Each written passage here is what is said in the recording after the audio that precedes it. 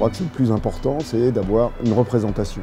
Je pense que les Français qui conservent un amour et un attachement pour leur pays d'origine, s'ils s'installent dans un autre pays, gardent un lien très fort avec la France. Je crois que c'est une nouvelle initiative de la France. Je pense que c'est une bonne initiative. Je crois qu'on a besoin d'avoir quelqu'un qui connaisse bien la réalité, qui connaisse les faits, qui soit objectif, qui ne soit pas animé par, je dirais, des émotions uniquement, mais qui connaisse, qui est quelqu'un comme un historien qu'il est. Depuis 2012, le gouvernement français a donné aux Français qui résident à l'étranger l'opportunité de pouvoir participer au débat national. Pourquoi ne pas en profiter? Et puis, il y a des sujets qui concernent directement ces Français qui sont expatriés. Des sujets d'importance capitale, comme les retraites, comme la reconnaissance des diplômes, la couverture sociale. Ce sont des sujets extrêmement importants.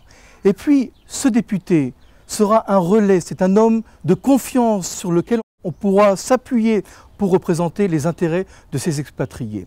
Et puis, il y a une fonction qui est particulière aux députés de la 8e circonscription des Français de l'étranger. Il devra défendre aussi, au sein de l'Assemblée nationale, l'image d'Israël.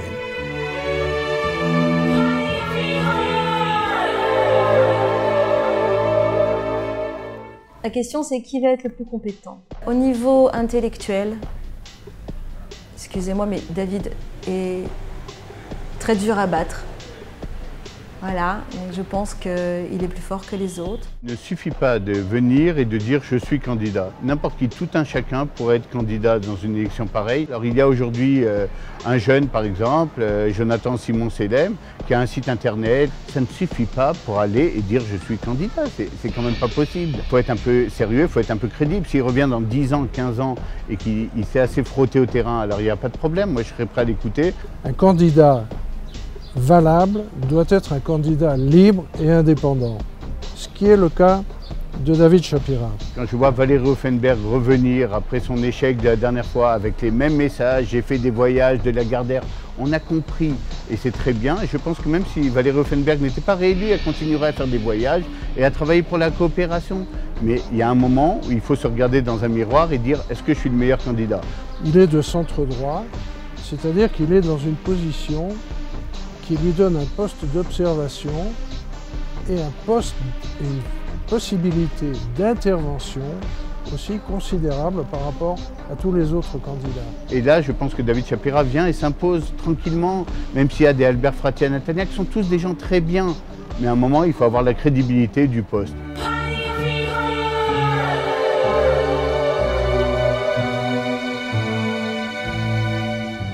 C'est quelqu'un de confiance. David Shapira a d'abord montré que quand il entreprend quelque chose, il le mène à bout. C'est quelqu'un qui est extrêmement talentueux dans la relation humaine, qui est à l'écoute des gens, qui est bienveillant, qui est généreux et qui est extrêmement créatif, dynamique. C'est un excellent historien, oui. David Shapira est un très bon historien, absolument.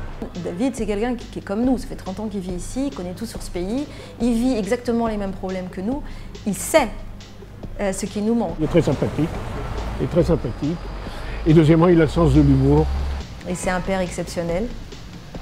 Et j'adore l'écouter, parler de ses enfants et entendre dire à quel point il les aime. Je sais que c'est un homme d'engagement, c'est un homme de terrain, c'est un homme extraordinairement cultivé. David Shapira a une formation d'éducateur, donc il peut parler d'éducation. Il a déjà fait du social, il peut parler social. Il a déjà défendu l'image d'Israël, alors il peut mettre ça en avant. Je pense que pour nous représenter, pour qu'on nous écoute à l'Assemblée,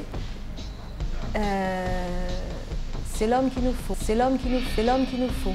Pas de blablabla, du concret. Il accumule les doctorats à l'université et, ce qui est tout à fait paradoxal pour un intellectuel, il est hyper actif. D'ici à Jérusalem, lorsque je siégerai à l'Assemblée nationale, je penserai à vous, Français d'Israël. Je penserai aussi à tous les Français de la circonscription et je penserai surtout à Jérusalem. Jérusalem. Troisièmement, je dirais une très haute capacité à communiquer avec les gens, à comprendre les gens, à leur parler, à les convaincre. Et il a une énergie, on ne peut pas l'arrêter. Vraiment une capacité de travail énorme. David Shapira sait écouter et il sait parler. Même quand il prend des positions politiques, et il prend des positions politiques, dont certaines avec lesquelles je n'étais pas du tout d'accord.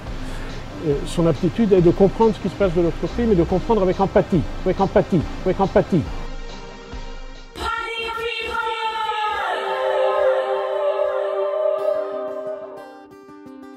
Chers amis, je me présente aux élections législatives de la 8e circonscription des Français de l'étranger pour représenter les intérêts des Français de l'étranger au sein de l'Assemblée nationale, pour défendre l'image d'Israël auprès des autorités françaises, pour élargir les domaines de coopération avec la France, qu'ils soient culturels, diplomatiques ou économiques. Ne restez pas sans voix, votez David Shapira. Un homme de confiance. Fonceur, érudit, C'est quelqu'un qui va au bout des choses. homme de terrain, compétent. Il est réellement le meilleur candidat. Ne restez pas sans voix, votez David Shapira. Ne restez pas sans voix, votez David Shapira. Ne restez pas sans voix. Allez voter David Shapira. Ne restez pas sans voix, votez David Shapira. Ne restez pas sans voix. Votez David Shapira. Ne restez pas sans voix, votez David Shapira.